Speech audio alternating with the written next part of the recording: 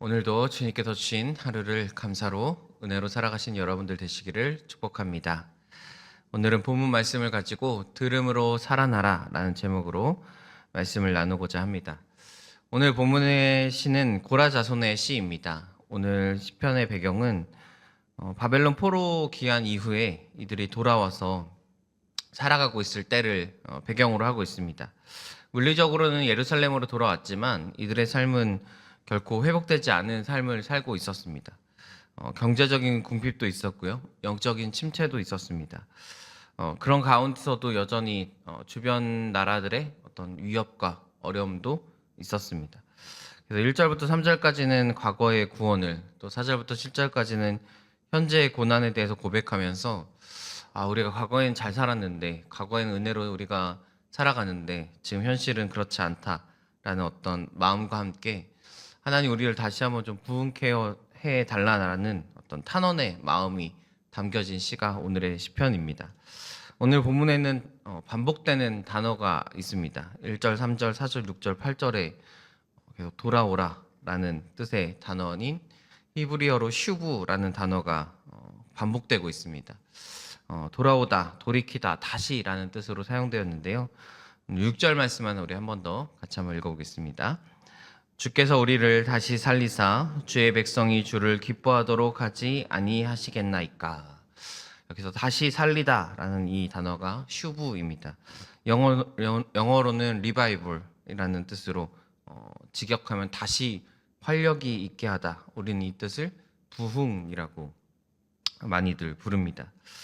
이 부흥이라는 뜻이 결국 사실 직접적인 뜻은 다시 활력이 있게 하다라는, 사람이 어떻게 보면 좀 넘어져 있고 죽어 있는데 그 사람이 다시 살아나게 하는 것이 부흥이다라는 뜻을 가지고 있습니다.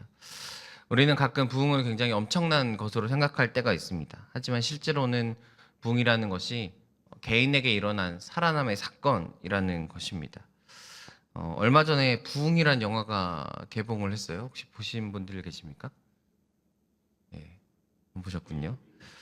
어떤 내용이냐면 2년 7개월 동안 5개 대륙 120개 도시를 다니면서 부흥의 역사를 기록한 약간 다큐멘터리 형식의 영화입니다.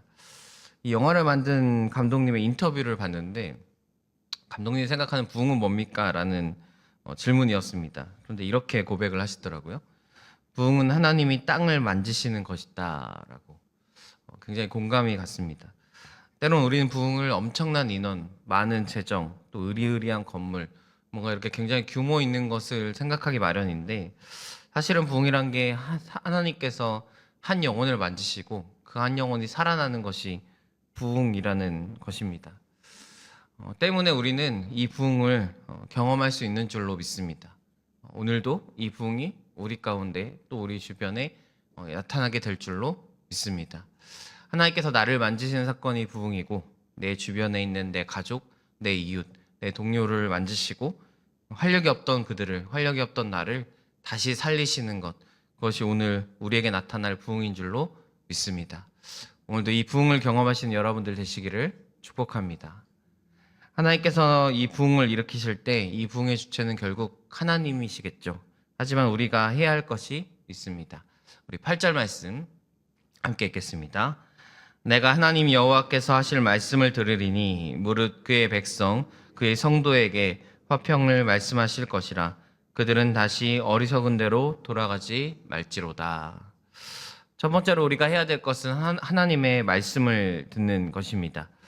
구원도 듣는 것에서부터, 그리스도의 말씀으로부터 출발한다고 하셨는데, 부흥도 듣는 것으로부터 출발합니다. 참된 회복은 우리가 하나님께 소리치고 기도하는 것을 넘어서 하나님이 선포하시는 말씀을 듣는 것으로, 그 말씀을 듣는 태도로 우리에게 찾아올 줄로 믿습니다. 때문에 교회도 예배도 하나님의 말씀을 듣는 것이 우선시 되어야 합니다. 왜냐하면 우리는 봉사자가 아니라 예배자이기 때문이죠. 찬양팀을 운영하는 데 있어서 굉장히 그 송곳과 같은 질문이 하나 있습니다. 이런 질문인데요. 악기팀, 특히 악기를 다루는 사람들에게 만약에 기타를 다루는 사람이라면 당신의 기타를 내려놓고도 하나님을 예배할 수 있는가라는 질문이에요. 예배를 이제 할 때 늘 악기를 다루고 뭔가를 하고 있는 사람들에게 그 일들을 만약 내려놓는다면 당신은 앉아서 잘 예배할 수 있는가라고 하는 질문입니다. 많은 이들이 이렇게 잘 하지 못하는 경우들이 많이 있습니다.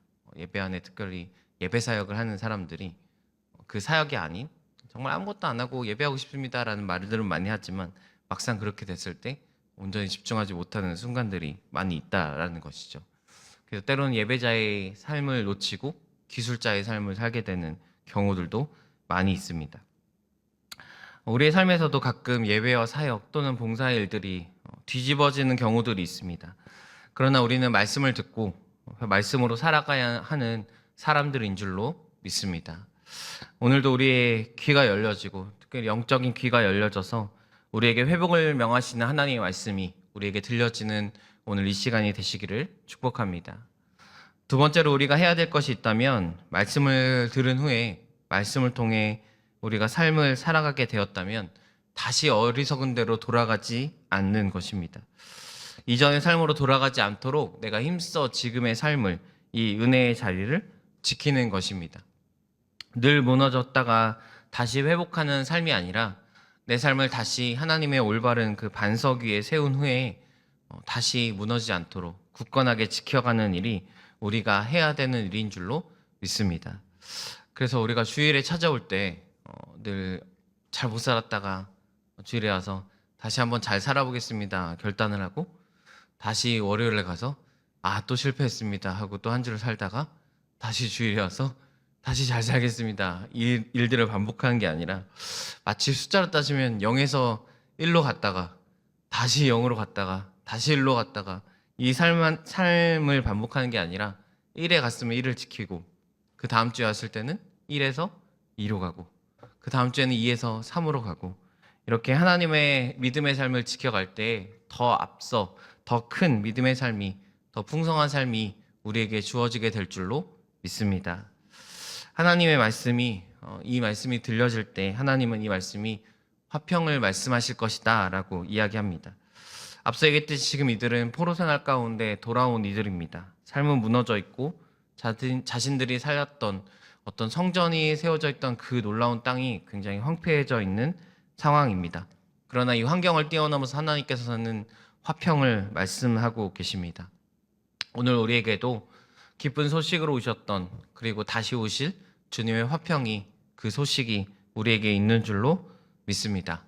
주님께서 함께 하시면 주님께서 그 말씀이 우리에게 들려진다면 오늘도 화평의 삶으로 살아가는 오늘이 될 줄로 믿습니다. 그 화평을 받아들이고 그 화평으로 말미암아 변화된 삶을 경험하고 그렇게 부흥의 하루를 살아가시는 오늘 여러분의 삶이 되시기를 축복합니다. 기도하겠습니다.